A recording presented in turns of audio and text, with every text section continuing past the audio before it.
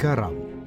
Ia bukan sekadar bahan masakan, tetapi kegunaannya lebih daripada itu.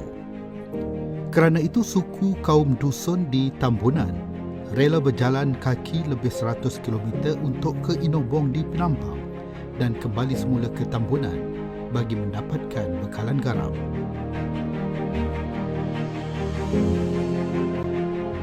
Perjalanan mereka bukan melalui jalan lurus atau lebuh raya, tetapi terpaksa meredah hutan belantara, mendaki gunung dan bukit di Banjaran Keroka, meredah denai juga sungai dan perlu bermalam di pertengahan laluan yang semestinya ditemani unggas serta dingin bukan kepala.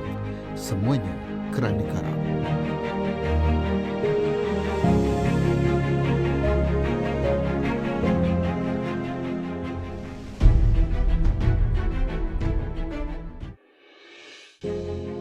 Itu semua adalah kisah lampau yang dilalui penduduk Tambunan, kebanyakannya suku kaum dusun, pada sekitar tahun 1800 hinggalah pertengahan tahun 1900. Thomas Yusof dan Sipotik Sumpi berkongsi kisah bagaimana wujudnya laluan garam.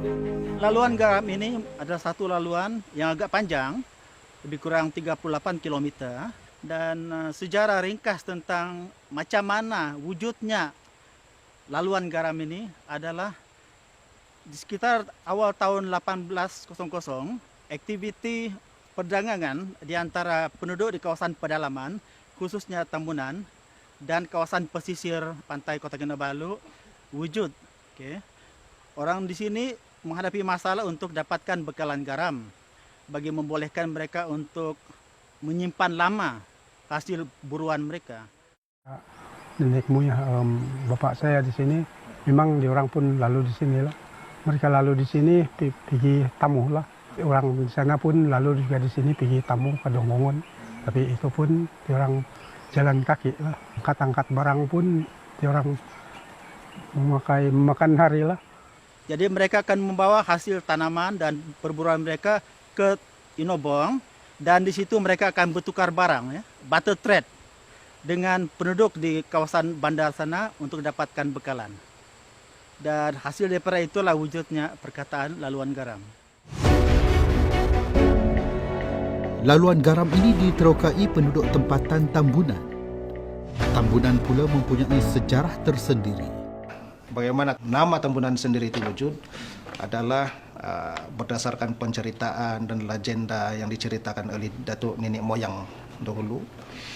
Mengatakan Tambunan ini adalah himpunan nama kepada dua pahlawan di daerah Tambunan ini suatu ketika dulu, di mana seorang pahlawan namanya Gembunan dan seorang lagi namanya Tamadun.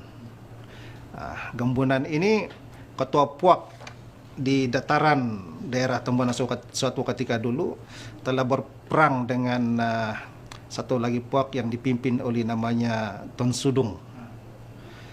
Apabila berlaku pertempuran di antara puak pimpinan Gembunan dan Tun Sudung tadi, akhirnya pahlawan yang dinamakan sebagai Gembunan ini terbunuh. Lalu datang satu puak yang diketuai oleh Tamadun membela rakyat yang di bawah pimpinan Gembunan tadi. Akhirnya puak Tun Sudung ini berjaya dihalau, malah mengalami kekalahan yang teruk. Akhirnya masyarakat ketika itu menyantumkan dua nama ini daripada Gembunan dan Tamadun menjadi Tambunan. Sejak dulu kegiatan ekonomi penduduk Tambunan bergantung pada tanah yang subur. Tambunan di pedalaman, manakala Penampang berkedudukan di kawasan pesisir. Kedudukan Tambunan di kawasan lembah yang subur menjadikannya kaya dengan hasil pertanian. Tambunan ini adalah satu lembah yang begitu cantiklah, sehingga akan digelar sebagai sebuah tempat yang seakan-akan di negara Switzerland, sebab itu dipanggil sebagai Switzerland of the East. Dan sebahagian besar di daerah Tambunan ini kebanyakan yang bekerja sebagai petani, penanam padi, dan selain itu mengusahakan tanaman-tanaman komoditi yang lain seperti getah, sawit, dan produk ataupun tanaman yang terkini di daerah Tambunan sedang berkembang maju seperti lada hitam, halia. Sejarah wujudnya laluan garam ini membuktikan kegiatan ekonomi yang membabitkan sistem barter atau pertukaran barang telah wujud pada ketika itu. Di sini mereka akan membawa ini hasil pertanian, contohnya ubi, beras, kemudian hasil buruan seperti daging, untuk ditukarkan dengan ikan masin, garam daripada kawasan Penampang. Kalau diorang pergi tamu di Nabongka, di Longongon, memang makan masa 2-3 hari lah kita datang di sini.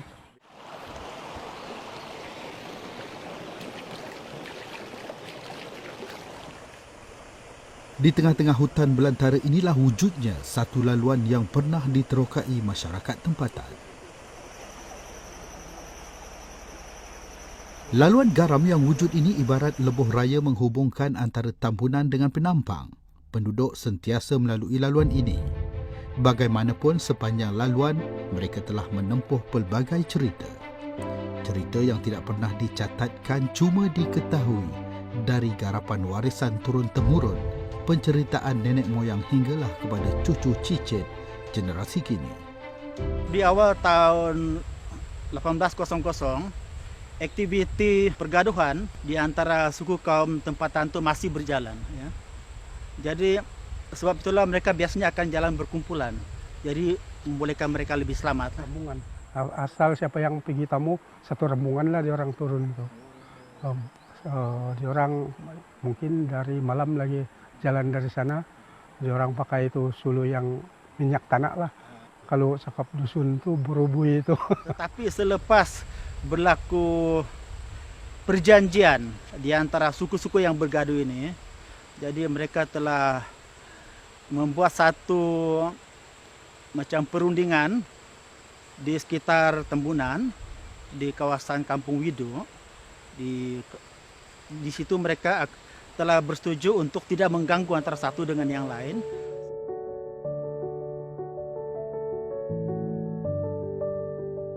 Khazanah alam, hasil-hasil pertanian dipasarkan di Tamu Inobong dan Dongongon, manakala garam ini akan dibawa pulang ke pedalaman.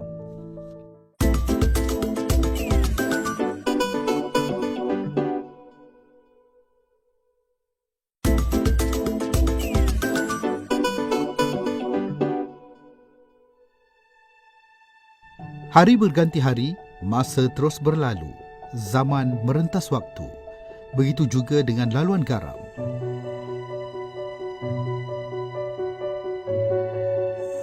Kalau dulu ia laluan utama membawa barang dagangan, tetapi kini laluan garam bertukar kepada medan penggiat sukan lasak. Aktiviti hiking melalui laluan sejauh 38 km itu menjadi kegilaan penggemarnya yang dahagakan cabaran sambil menikmati keindahan alam semula jadi sepanjang laluan. Ada sentimental value laluan tersebut. Jadi pihak kerajaan di bawah Taman-Taman Sabah telah inisiat untuk memajukan kawasan ini supaya itu tradisi lama boleh dikekalkan, dan pada masa yang sama sebagai satu mata pencarian kepada penduduk kampung, di samping kita mengekalkan itu sosio budaya penduduk kampung di sepanjang laluan garam tadi. Kebanyakan orang ramai yang guna nih trail sekarang adalah hiker-hiker yang berasal daripada luar negara, tempatan sendiri, dan di daerah Tambunan sendiri lah yang datang. Kita ada promote dari Sabah Tourism Board sendiri, daripada pihak taman sendiri kita ada promoter. Ya.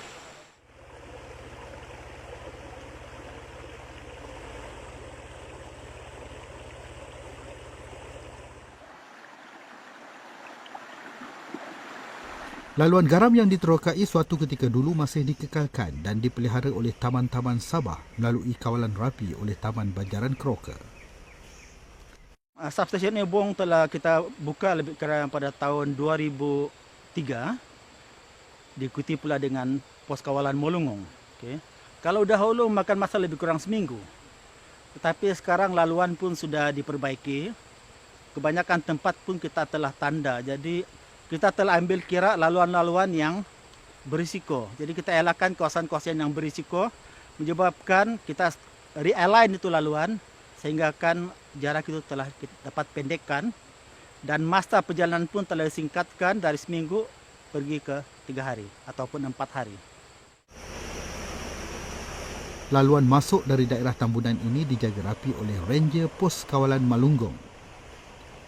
Kalau kita lalu di Sotrel ini, selalu kami akan ke plan lokal di sana lah. Kami akan bagi penerangan tentang perjalanan. Panjang jalan sini dia punya keadaan dia berbukit bupau. Maksudnya dia lebih kepada naikkan bukit. Dan bila sampai sungai, biasalah kalau sampai sungai dia berbatu lah. Bagi hiker yang hendak melalui laluan garam, mereka perlu mematuhi peraturan yang ditetapkan. Kita mula merekodkan pelancong pada tahun 2005. Pada tahun 2005, kita telah benarkan pelancong untuk menggunakan laluan. Sebelum dorang melalui trail ini, kita kena telepon satu, ataupun kita kena datang sendiri ke pejabat untuk tempah satu guide. Nah, kedua, jika kita ada barang yang kita perlu bawa untuk semasa kita hiking, kita kena tempah foto lah. Guide ini adalah dari penduduk kampung sini lah. Itu satu daripada CSR taman kepada community. Peraturan-peraturan yang ditetapkan tidak boleh membawa senjata tajam seperti parang, selain daripada guide lah yang telah dibenarkan. Tidak boleh membuat seberang penebangan pokok selain pada tapak perkemahan yang telah disediakan. Selain daripada itu tidak boleh membawa apa-apa benda keluar daripada kawasan taman selain daripada tinggalkan tapak kaki saja. Ya. Faktor keselamatan sangat diutamakan oleh Ranger Taman Banjaran Crocker. Okey, pihak Taman-Taman Sabah sentiasa bersedia untuk kecemasan sekiranya ada hiker yang lalu itu trail. Kaki tangan yang bertugas di sini bertindak sebagai rescue. Cuma bila berlaku kecemasan di mana-mana, kita akan tengok di mana pos kawalan yang paling dekat untuk buat rescue. Untuk pengalaman saya sendiri tidak pernah jumpa binatang buas lah. Tetapi ular yang berbisa itu pernah jumpa lah. Cuma sepanjang perjalanan apabila guide yang mendalui dan ada guide lagi yang di belakang lah yang memandu peserta trekking ini. Jadi keselamatan itu bergantung kepada guide. Kalau guide cakap di depan tu ada ular, tunggu clear baru jalan. Yes. Laluan garam yang pernah digunakan pedagang dusun sebelum ini kini turut dapat dirasai generasi baru. Starting point daripada pos kawalan Melungong di kawasan sini. Dan para hiker akan berjalan kaki menyelusuri sungai. Lebih kurang dalam 3 km begitulah. Jadi setiap laluan ini kan kita akan sediakan pondok. Kita ada beberapa pondok di kawasan sini. Dia sesuai untuk hiker yang berjalan dan rehat. Kami sudah sediakan tempat-tempat begitu. Lebih kurang dalam 3 ke 4 km kami sediakan satu pondok. Kalau kita starting dalam jam 8 begitu, kebiasaan jam 4 petang kita sampai sana sudah. Ya, itu kita jalan santai lah. Ya. Sepanjang laluan kita akan melewati 3 buah kampung. Kampung Tikolot, Buayan dan Tirian. Baru sampai ke Inobong. Dan akan menyeberangi 3 daerah. Ya. Pertama dari pos kawalan ini adalah daerah Tambunan. Di pertengahan kita akan masuk daerah Papar. Dan di penghujungnya kita akan masuk daerah Penampang. Ya, kalau di Tirian itu memang ada sebuah belera yang kami khaskan untuk disewa lah. Jadi sewanya itu orang kampung sana yang kutip lah tuh. Tapi kami tolong kutip dan mereka akan menerimanya. Di Buayan pun sama juga, ada belera, sama ada 2 pilihan lah. Di belera ataupun di pos kawalan Buayan tuh. Dan kena bayaran yang tertentu. Selain bermula dari Tambunan, penggemar sukan lasak boleh memilih untuk menggunakan laluan dari substesen Inobong di Penampang. Substesen Inobong ini untuk kemudahan tuh ada sebuah ini Dewan Mini lah. Dan apa namanya ini rumah rehat. celit, dan 2 buah asrama. Laluan dari Inombong bermakna laluan balik pedagang-pedagang dusun ke Tambunan.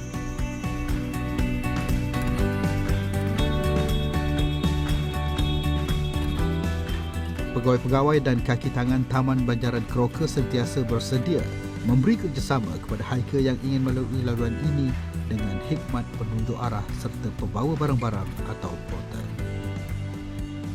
Nasihat kepada hikers, siapa yang mampu mencabar Soul Trail, pergilah di sini.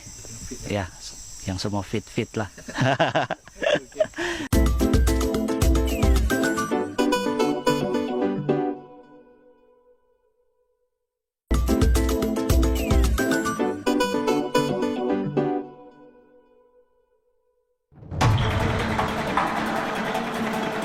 Perjalanan ke puncak dari kampung Cipango Sugut dalam 35 km dan akan turun tinggi sungai melalui jalan Bertar hingga ke jalan Tanah Merah, dan ada yang berlumpur.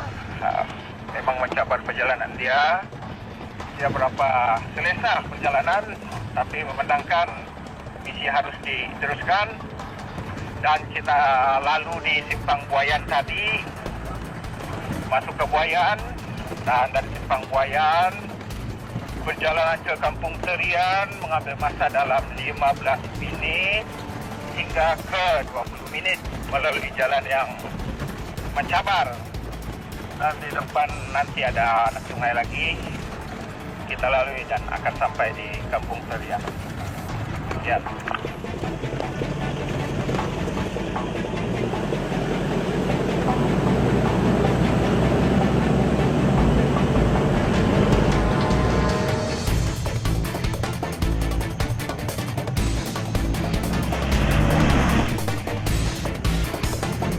Sebaik tiba di Kampung Terian, pendaki dan pejalan kaki boleh memilih untuk berehat sebelum meneruskan perjalanan ke Kampung Buayan dan menamatkannya di substesen Melunggong dalam jangka masa perjalanan 2 hari 1 malam.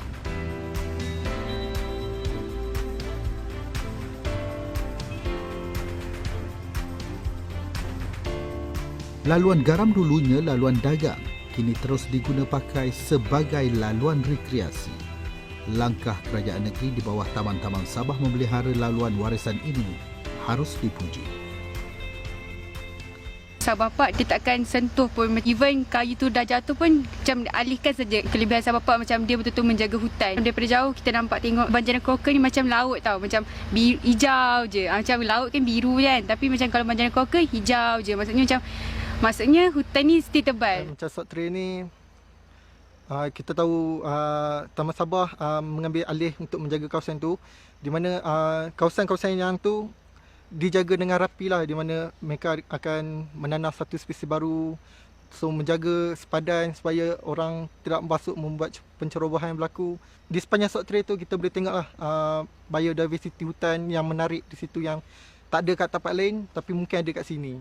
Kalau macam laluan garam tu kan, daripada dulu lagi kan, macam orang bawa garam untuk sistem barter, pergi beli barang semua. So macam kiranya itu nilai estetik jugalah macam orang lalu sana kan. And then macam dia melibatkan soal macam sentimental jugalah kan untuk orang-orang yang duduk sana kan. Masih lagi ada 2 orang daripada kampung kat sana kan, masih lagi menetap kat sana, dia orang tak pindah. Kat setiap laluan garam tu pun ada kampung-kampung yang penduduk duduk dekat situ. So macam bila kita jaga tempat tu, dia pun akan jaga kawasan sekeliling hutan tu.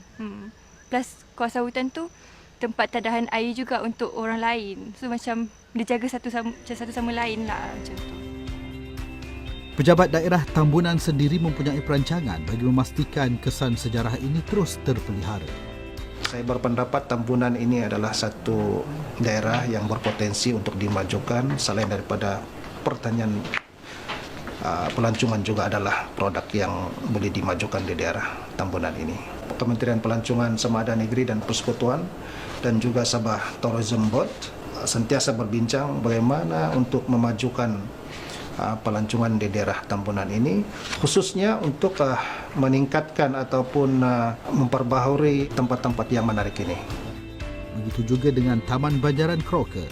Pengawalan dan penjagaan sepanjang laluan akan terus diberi perhatian supaya laluan dagang ini kekal keasliannya.